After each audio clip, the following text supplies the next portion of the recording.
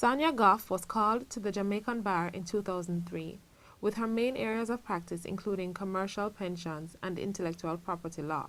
A former commissioner of the Fair Trading Commission, her practice also encompasses consumer and competition law as well as general corporate law.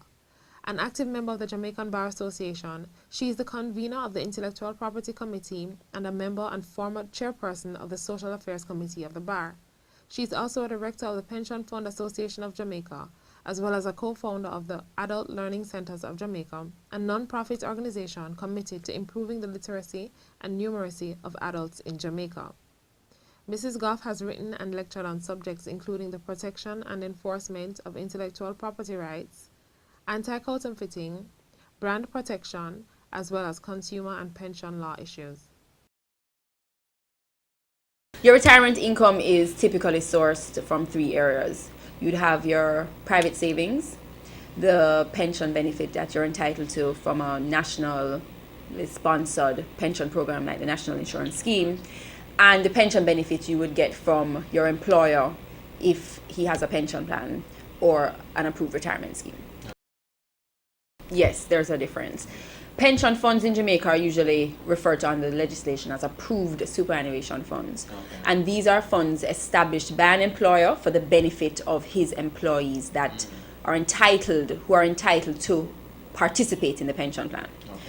An approved retirement scheme is established and it operates, Prime Asset Management operates an approved retirement scheme, and it's for persons who are self-employed, persons who are employed with a company but that company does not have a pension plan, or where that person may be employed with a company that has a pension plan but they are not in a pensionable post, meaning they're not entitled to participate for one reason or another in the company's pension program. So it's not an obligation for an employer to establish a pension plan, but where an employer does have a pension plan in place, he must contribute to that pension plan and must contribute a minimum of 5% of the employee's earnings up to a maximum of 10%. Okay. So in terms of who, the Financial Services Commission is the regulator authority vested with the power to monitor pension plans and retirement schemes in Jamaica. Right. And in addition, the Financial Services Commission operates within the scope of the Pension, Superannuation Funds and Retirement Schemes Act. And all pension plans and retirement schemes must comply with the Pensions Act. Right. As well, each pension plan and retirement scheme is governed individually by their trust deed and plan rules. So you're entitled to receive a copy of the trust deed and plan rules, and the trust deed and plan rules are the constitutive documents that govern and regulate the individual pension plan. Now, these deed and rules, of course, must operate within the constraints and context of the Pensions Act. Then you have the Members' Handbook, which is a summary. It's a summary of the deed and rules in simple, easy to understand language. And each member of a pension plan must get a copy of the Members' Handbook as soon as they join the pension plan. Okay. That's important. The deed and rules tend to be heavy and very heavy in terms of legal jargon, and so the Members' Handbook is there to give easy access and easy reference to what the deed and rules have to say. And you also are entitled to receive a benefit statement within 4 months of the end of every plan year. And your benefit statement is individual, it's individualized, it's personal and unique to you. It sets out details of your pension benefit and information in relation to your beneficiaries, whether or not you're vested in the plan. And so it's important that when you receive your benefit statement, a member takes the time to read the benefit statement, ensure that the details set out in the benefit statement are accurate. If there are any changes that need to be made, bring that to the attention of your human resource officer or the administrator or the trustees. And also ensure that you understand the information in the benefit statement so that you appreciate where you are, what your position is in the pension plan, what your benefits look like, so that when you reach up stage, when you're at retirement or you're withdrawing from the plan for whatever reason, you understand what to expect.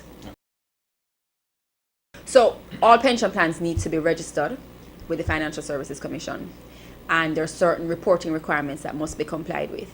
So the Financial Services Commission is there to ensure that your pension plan operates in a healthy and liquid and solvent manner. In addition to the Financial Services Commission, you have several advisors to the pension plan. So you have the investment manager, you have your administrator, you have your actuary, you have your lawyers. And they also play a role in ensuring that the pension plan is being operated in a sound manner. In addition, you have your trustees, who are all required to be registered and approved with the Financial Services Commission. They must satisfy the fit and proper criteria.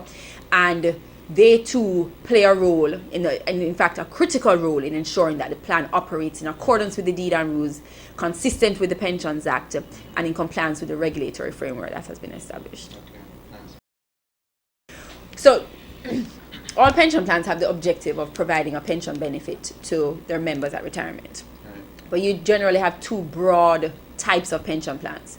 You have a defined benefit plan, commonly referred to as a DB plan, and then you have a defined contribution plan, commonly referred to as a DC plan.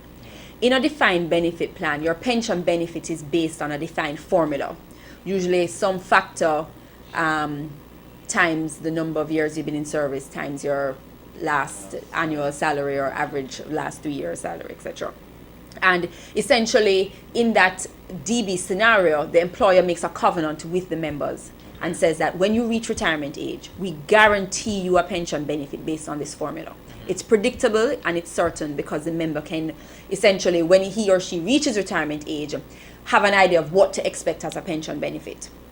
In a case like that, the employer takes all the risk, so that if the pension fund, when managed, doesn't do well in terms of investments, the employer is saying, regardless of how well the fund performs, I will ensure that you will get a benefit based on this formula. The defined contribution plan, or the DC plan, is a little different. In that case, the risk shifts to the member. The member takes all the risk. And the contributions are invested, and if the fund does well, the member gets the benefit of that increased interest yield. If the fund doesn't do as well, the member loses the benefit because of the underperformance of the fund. In a case like that, it's less certain as to what that pension benefit will look like at retirement. But in some respects, because the investment yield may be more than the guaranteed benefit and a defined benefit plan, a member may actually walk away with a greater benefit than if he were in a DB plan.